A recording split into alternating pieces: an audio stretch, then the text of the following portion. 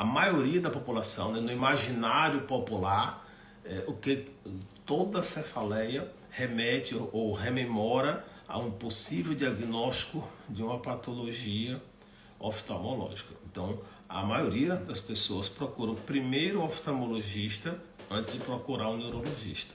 Isso é uma cultura nossa, não é só aqui no Brasil, mas existe essa cultura no imaginário popular de que cefaleia é um problema de vista. Então, é comum os pacientes chegarem e falarem assim: olha, já troquei de óculos 2 vezes e essa minha dor de cabeça não passa, não alivia. Então, existem alguns mitos e existem alguns fatos, né?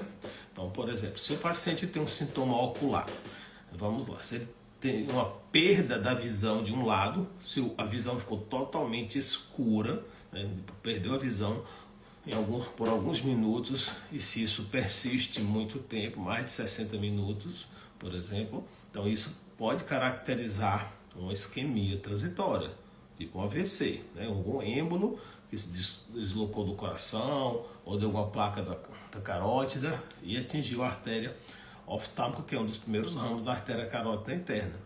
Então isso é uma coisa séria.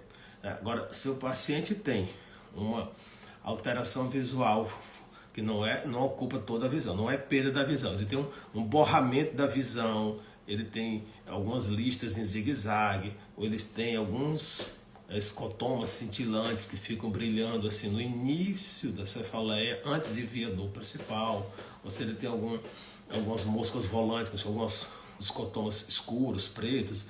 Então, isso aí são fenômenos relacionados a uma aura visual, que são fenômenos que a gente sente, que os pacientes com enxaqueca podem sentir antes da dor de cabeça. Pacientes com enxaqueca com aura, tá? Então, é preciso diferenciar isso.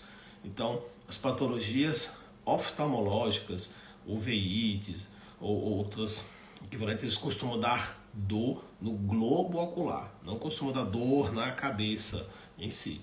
Então é importante às vezes fazer um diagnóstico diferencial com patologias oftalmológicas, sim, é importante, mas não é a primeira opção. Se o paciente perdeu a visão, deixou de enxergar de repente, então isso é uma emergência, tem que ir para uma emergência médica, tem que ir para qualquer hospital de imediato. Agora, se foi algum fenômeno de borramento da visão, a visão em zigue-zague, ou pontinhos brilhantes, ou pontinhos escuros, sem comprometer a visão como um todo, então isso é uma aura visual, isso não é uma urgência, não é um problema oftalmológico.